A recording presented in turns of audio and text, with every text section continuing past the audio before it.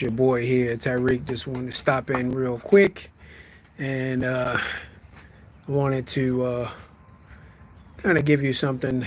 It's amazing how you can do things. Like maybe you're taking a shower, or maybe you're doing the lawn, kind of like I just got through doing at least part of it.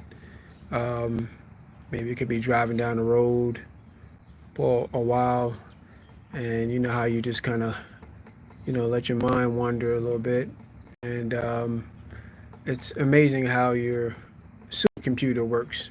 That brain that does 20,000 trillion calculations and has the power of a 25-watt bulb. Um, it's a magnificent creation. And that's just the physical part right there. That doesn't even include the soul. But yeah, I was thinking about as I was mowing the lawn, is that everything is predicated upon the mindset of a person. And as I stated before, the most important real estate, and you see a lot of people talking about real estate classes and real estate agents, and really all of us are realtors, right? Think about it. You have a brain, you have a physical body, right, which gives you authority and power on this planet to make decisions. That's the highest level of responsibility and accountability. Spiritually speaking, mentally speaking, and physically speaking, to be able to make a decision. Think about how many decisions go into just one day. I think it's at least, we think at least 10,000 thoughts in a day, minimum, something like that. How many choices a day do we make, right? Probably maybe a quarter of that, maybe 10% of that, something like that. Depends on what your day is like. But many times you heard, if you've been following me, I talked about, the mindset and the poverty mindset. Now, by all means, compared to where I'm at, if you know, somebody else, I'm sure what I make in a year, what my wife and I make in a year, they probably make in 6 months, or a month. There's some people out there that make it in an hour. Some people out there that make it in a minute. That's a whole nother topic. So success is relative. Depends on what your definition is. So I'm stopping in here because my previous talks I talked a lot about poverty, and my last teaching with my whiteboard was about words have meaning, and how different, like, words determine everything. The words that we've accumulated, and through the law of input and output, make up our every area of our life right now, right? Whether we like it or not. The bank account, everything is a reflection since we were little, based upon our environment, based upon the law of input and output. And so those words, as I said before, have meaning, and those meanings draw a picture in our mind, and all that determines our philosophy, right? Or should I say our precepts. Precepts, as I said last week, is before pre, and then concept is idea. That's our thinking, and then that, right, precept makes our concepts, and our concepts means idea. Con means with, and sept means idea. So it's a philosophy, a mentality of thinking.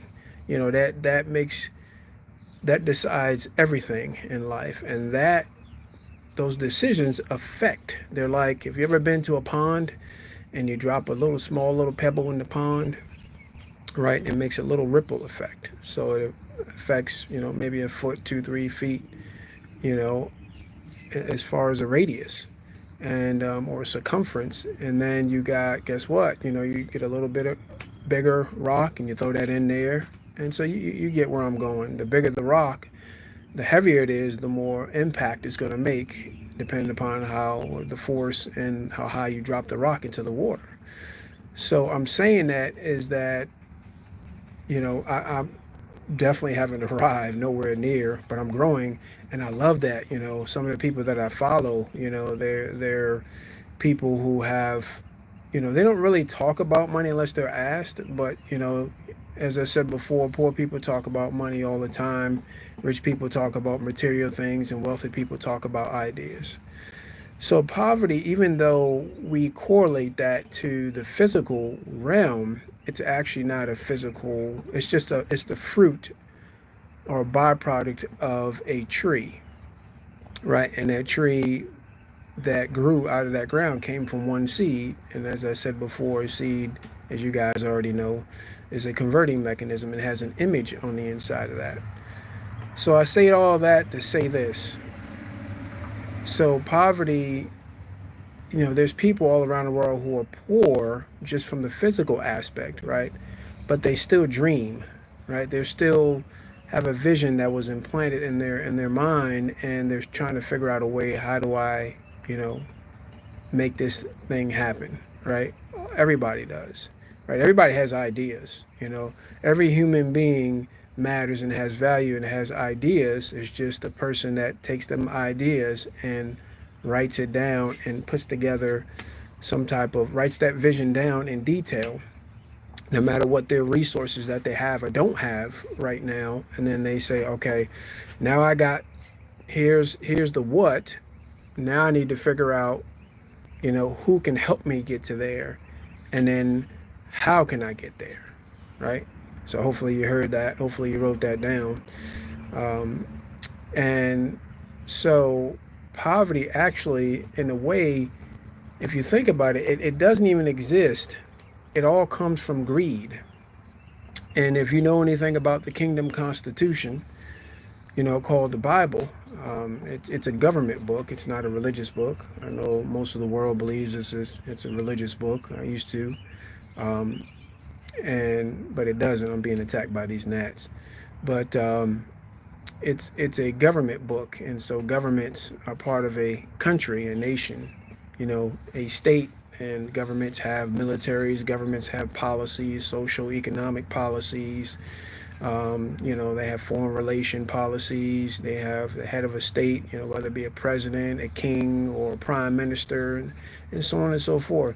But in there, the king talks about that there's all kinds of greed. Now, I'm sure 100% every person that looks and watches this video live or in the future knows when they look, when they use their eyes, their sight, that there's an abundance of everything. There's an abundance of rocks. There's an abundance of trees. There's an abundance of grass, air. There's abundance of energy all around us. We have energy in ourselves, right? What do you think the whole atomic bomb is predicated based upon? That one atom being able to split it and tap into that energy, right? So it's all based upon greed, because when you have people out here, and if you go back to a lot of I'd probably say maybe 3 or 4 weeks back to some of my talks, one of the cornerstones of my podcast is the 5 questions. Who am I? Why am I here? Purpose. Who am I? My identity. Where am I from? Origin. What can I do? What are my gifts? And where am I going? My vision. And you got to really understand that vision and sight are two different things. Sight keeps you in the present. Vision is all about the future, your end goal, where you see yourself at. And your gifts are something obviously that's natural. So greed, because most people don't know those 5 questions that are extremely important, and that includes people, whether they're homeless or whether they're a millionaire, billionaire. Most people don't know those 5 questions. I have them written down. I have them written down in detail. I know who I am. I know what I can do. I know where I'm going. I know where I'm from. And it has nothing to do with my physical man. I'm bigger than the African, although, I'm a spirit being, right? And even though I'm living this body like you do on this planet, because you have to be in this body to live on this planet to have authority and power, you know, me, the spirit man, can never die. Right? Spirit is actually a material. You know, all this, everything that you can see, feel, and hear, including your body, is just a byproduct of the spiritual realm or the unseen realm. So greed, you can't see greed. You can only see the fruits of greed.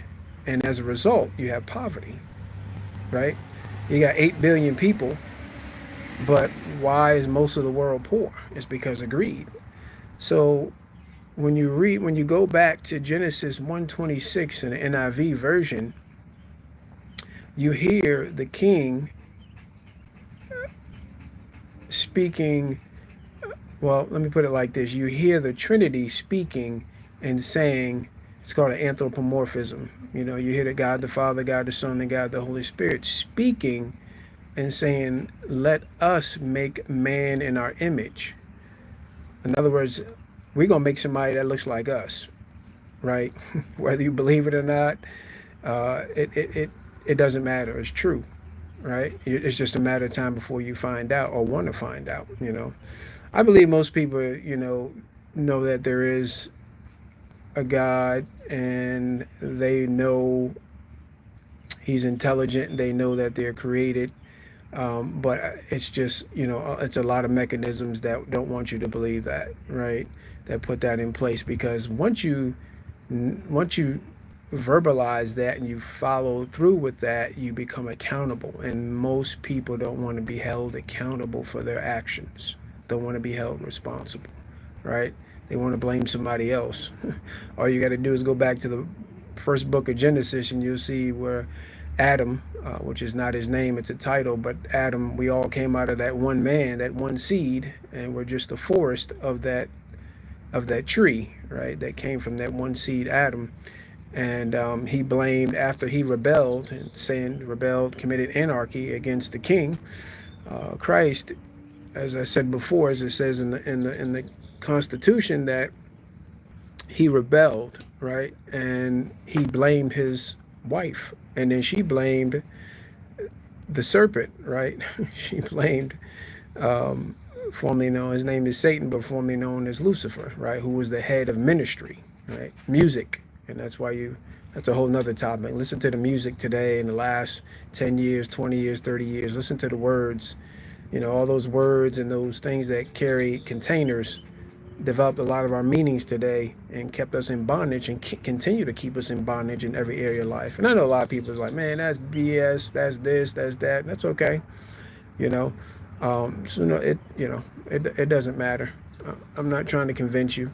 The only thing I'm trying to do is trying to get you to empower you to, when your rope runs short, and you figure out that you can't do things by yourself, and you can't tap into your sphere of influence anymore, and you come to the end of your rope, eventually that's going to happen sooner or later. It doesn't matter how much resources you have. I don't care if you're a trillionaire or you're desiring to be a trillionaire or a billionaire. Sooner or later you're going to run out of that, because men are limited, right? But anyway, so again, it's all a mental state. I'll give you a quick example and I'm out of here. Let me turn this camera around. Now, look at these weeds right here. I know I got a lot of work to do. See that? That kind of represents our mind. Okay? See those little weeds in here? I got some work to do, or I got to hire somebody to do this, right? There's a bush right there. Things outgrown itself, growing into each other. You see that right there? Let me get a little close up right there. See those rocks? See that dirt? That represents right now, between our ears, the system of thoughts. Okay? Look over here where that, let me show you where this tree is right here. So look at this tree right there. You see around there? I got work to do there also too, right? So weeds have grown up around that. So that represents our mind right there, okay? So what we have to do, number one, is we have to be honest with ourselves. Number two, we have to make a decision. See, you can choose to do something that's in the mind, but you can decide to do something that's in the mind, and then you act on it. You take action.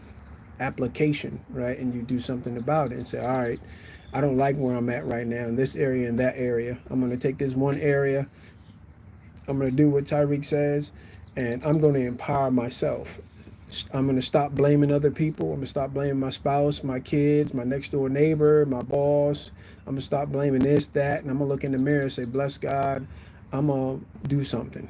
So if you feel like you need to cuss at yourself, go ahead and do it. So you got to get angry, right? That's one of the things that I did years and years ago. The emotion that you have of being scared and afraid and anxious, you need another emotion to supersede that. So if you got the law of gravity, well, everybody knows that the law of gravity, um, there's something it is superseded by the law of lift, right? That's why you got jets and planes. We seen a big airline when we were doing some traveling today. We seen I don't know if it was American Airlines, I think so, pass by us in the sky, several thousand feet in the air, several hundred yards in front of us, right? So you have the law of lift, which supersedes the law of gravity. So that emotion, that is, it's nothing wrong with being angry. Be angry with yourself, not in a negative way, but in a positive way to take action. So that's why I want to take these several minutes here to explain that. How do you do it? As I said before, make a decision, right? Hey, I'm not. This is the area I want to work on right now. Um, read some books. I got a nice library. These libraries incriminate us, right? Show me your finances, and I'll show you your future. Okay. I don't care if you make 200,000 a year, 2 million a year. Show me your finances. I'll show you your future. If you're not tithing, shame on you. Everything I get, I'm tithing. Not just money. You know. Hey, if every day, 2 hours and 40 minutes. You know what I'm saying? Hey, even people who do unrighteous acts and have a lot of money, they give 20-30% away.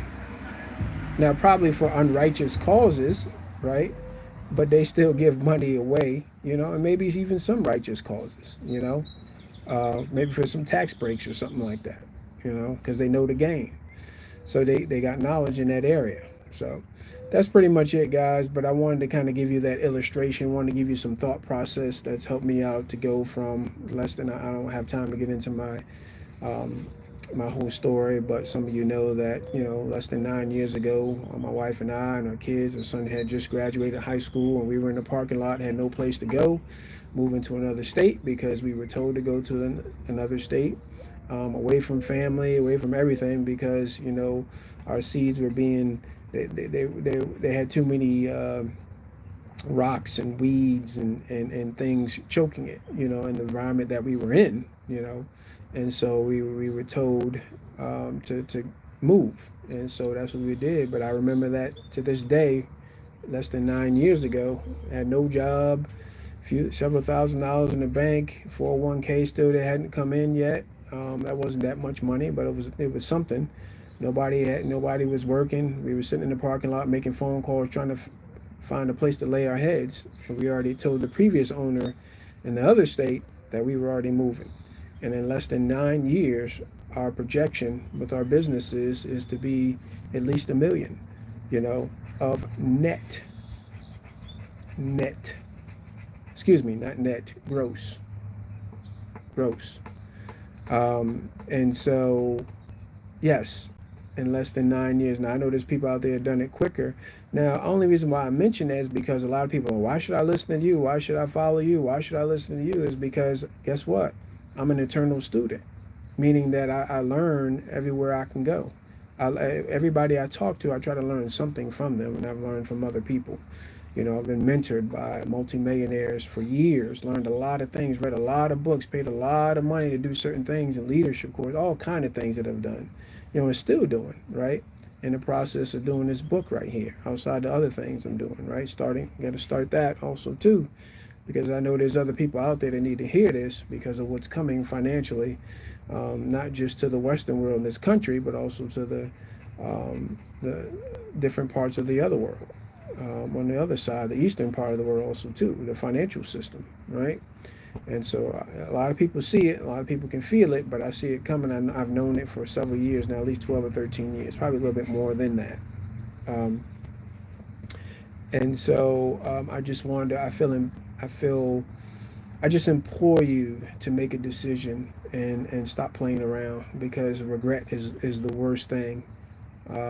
So get some books, get a book, man. Just start reading, start learning, start changing. Follow me. I guess if you want some books suggestions, just put it in the chat box. I will let you know. Some books that have helped me out, like How I Raised Myself from Failure to Success in Selling. It's not a selling book, although we all sell something every day. Um, but it's a people skill book, how to win friends and influence people. Obviously the Kingdom Constitution. That's where I get my main foundational thought process from, which is based upon unseen and seen laws or natural laws, right? So let me get out of here. You guys have a great, great rest of your weekend. I will see you guys Tuesday at 7 p.m. I'm going to get into, I haven't 100% decided, but I'm thinking about getting them more into the teaching and how to plant that seed in you, that's inside of you, and get that tree to grow and bear that fruit and master that gift that you have, at least one of those gifts that you have, and come up with ideas so you can get moving. And those are for people who want to move. Maybe you don't want to move right now. Maybe you're too comfortable spiritually, mentally, and physically. I hope you do it before it's too late. The most important, or should I say, the wealthiest spaces on this planet are graves. We drive by them every day. We ignore them, a lot of us, right? And they're in the woods, people that pass, people in the ocean, people in the desert, in the mountains, everywhere, that died with their gifts and still inside them. Once you leave that body, once your spirit leaves that body, that's it. You have no more authority and power on this planet. So you got to go to your spiritual home and whoever you made Lord, ruler, and owner over your life. And that's for another topic. But you guys have a great rest of your weekend. Enjoy it. Get some relaxation in there, but also start planning out your future. Don't be afraid. Be bold, but be bold in a small way. Do it one little. I know I said write down your vision, and that's what you can see yourself in your mind, your imagination. But start small. That's what I'm doing. That's what I did. Start small. So from that parking lot, my wife and I and our 4 kids not having a place to go with no jobs, only a few $1,000s in the bank account, to this year, um, our projection is $1 million. I mean, come on now. I got to be doing something, right? Right. I'm not robbing, stealing, deceiving people. I don't have control over the money system. Like the Federal Reserve, which is not federal. It's not even a government system. It's a private bankers owned by the Rothschilds, and that's been going on for golly for 300 something years. Many of you knew that and known that probably years before I knew it, and I knew it years and years ago, and I got told to me by some very successful people before. But yeah, you got to get prepared, because you don't want to have that feeling. I promise you, you don't want to have that feeling that I woulda, shoulda, coulda, but didn't. And just because you don't see things happening now, that does not mean, just because you can't see that tree, that tree that you planted, that acorn seed that you planted 2 years ago below the ground, does not mean it's not growing, because before a tree comes up, it has to go down and spread out. So you guys have a great evening. I'll see you guys Tuesday, 7 p.m. Kingdom Diplomat out. You guys have a great rest of your weekend. And remember, your future's not ahead of you. Your future's trapped on the inside of you.